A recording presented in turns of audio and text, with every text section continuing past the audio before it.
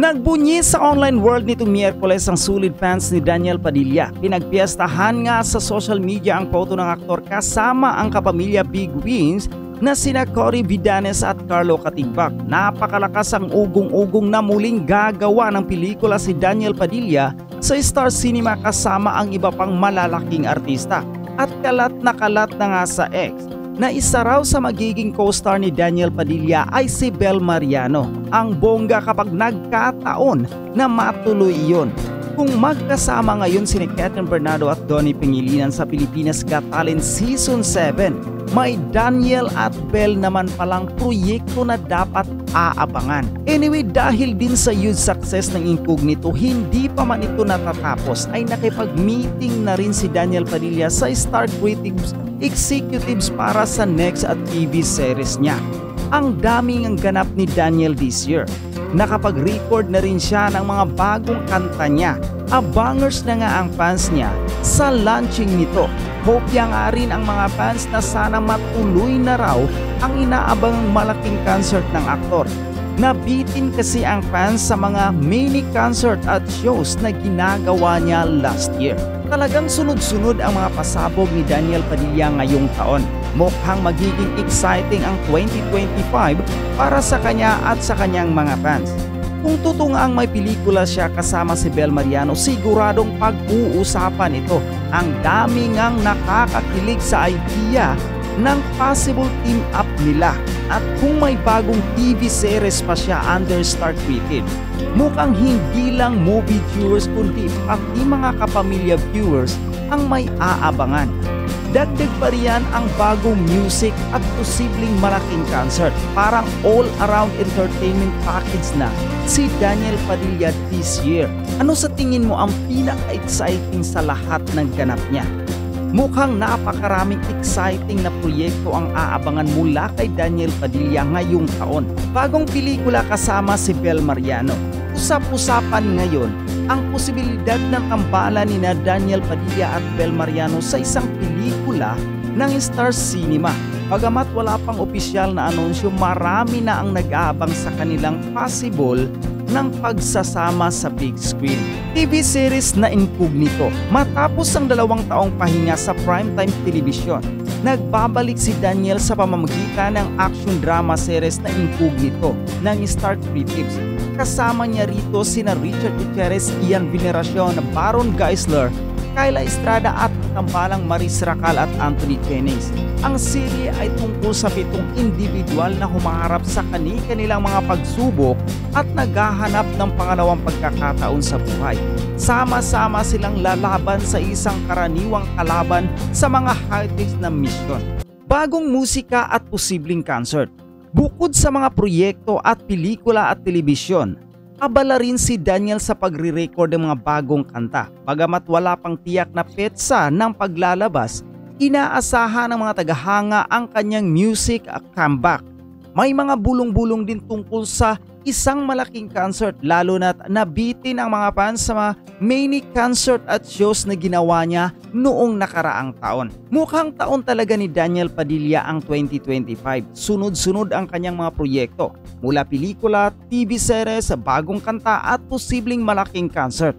Ang pinaka-exciting sa balitang ito ay ang posibilidad ng tambalan nila ni Bel Mariano. Kung matutuloy ito, siguradong magiging usap-usapan dahil parehong malalakas ang fanbase nila. Iba ito sa nakasanayang Katniel Project, kaya interesting makita kung paano tatanggapin ng fans ang bagong team up. Bukod dyan, mukhang full force ang pagbabalik ni Daniel Padilla sa acting scene. Ang Incognito pa lang ay isang matinding proyekto na magpapakita ng kanyang versatility bilang aktor. Lalo na sa action genre, dagdag mo pa ng isang bagong TV series. Grabe, ang daming aabangan at syempre hindi rin mawawala ang music side niya. Kung may major concert nga siyang pinaplano, siguradong magiging sold out yan dahil matagal nang hinihintay ng fans. Ang daming ganap ni Daniel Padilla. Mukhang mas magiging exciting pa ang showbiz landscape sa mga susunod na buwan. Ikaw, anong proyekto niya ang pinaka-inaabangan mo? Yung tungkol dito kina Catherine Bernardo at Bel Mariano at sa kanila mga tagahanga. Ang unang ugat nito, yung kay Robbie Domingo, di ba? Yung merong nagano kay Robbie na hindi maganda yung mga termino parang ganon. Parang nagpakilala yung nag-post, yung nag-text sa kanya na huwag kampihan si Catherine dahil ni kakyondian, parang ganon. Laban kay Bel Mariano kasi nga raw ang kwento parang magtatambal si Catherine at si Donnie Pangilinan, di ba? Alam mo, Romel, ang paniwala ko dito kasi, no, madali magpanggap Madali magpanggap sa mga ganitong, lalo na hindi natin kilala kung sino-sino yung mga nagpo-post, kung sino yung nambabash, di ba? Maaaring yung nag-post na yon, yung nag-komento kay Robbie Domingo, nagpanggap lang na maka-Bel Mariano para siraan si Catherine, parang ganon. Pero ang totoo, wala siyang gusto sa dalawa. Di ba? Lalaglag niya yung dalawa. Ikaw, ano take mo doon? Ay nako, di ba nga na lagi natin sinasabi at lagi mo sinasabi dito sa showbiz na ito, hindi mo alam kung paano ang ikot bang ikot, kung paayon ba, patala, di ba, quarter clockwise, clockwise, hindi natin alam Walang ligtas, kaya kahit na sino, kung ano man ang sinabi nila doon, hindi mo na alam, sino ba nag-comment niyan? Di ba? Ating aalamin kung sino yan, pero wala tayong magawa kung titignan natin kung ano yung kwento, kung saan patungo ang kwentong ito at kung anong dahilan. Ang nakakalungkot lang, katulad yung nag-text na yon kay Robbie, nag-post na yon, ipinagtatanggol niya si Bel, tapos si Catherine yung inilalaglag, di ba? Kaya ang sabi ng mga taga-suporta ni Bel Mariano, hindi kami ganyan. Hindi kami ganyan kasakit magsalita. Yun ang sinasabi nila. Ala rin naman tayo kasing di ba? Wala naman tayo talagang naririnig na mga kwento mula sa mga tagahanga ni Bel Mariano na palaaway. Wala namang ganun talaga, di ba? Wala. Napaka-professional nila. Yung paghanga nila, walang personal sa mga iba, di ba? Kumbaga, itong idolo namin aalagaan namin. Pero hindi kami darating sa punto na maglalaglag kami ng kapwa niya artista para mas umangat siya. Ganun sa kampo ni Bel Mariano. Hindi rin natin alam kung itong taong ito na nagtanggol kay Bel ay talagang tagahanga ni Bel. Pwede magpanggap di ba? Kaya tinawag niya na wag i-tolerate daw ni Robbie ang kakyondian nitong si Catherine, di ba? Mali, nagiging personal masyado. Unang-una, ako naman hindi sa pinagtatanggol ko si Catherine. Hindi na makakyondian na may ginawa niya. Kumatambal man siya, kung magkasama man sila sa PGT ngayon bilang mga judge yan. Unang-una, alam naman natin, si Daniel Padilla lang naman ang nakarelasyon niya. Hindi naman siya nagpapalit-palit. Hindi. Kaya yung kung sino man yung nagbabala na yon kay Robbie Domingo, palagay ko nagpapanggap lang to. Nagpapanggap lang to. Para may take off ang pag-uusapan. Alam, di ba, Nay? Kasi maraming gulo. Correct.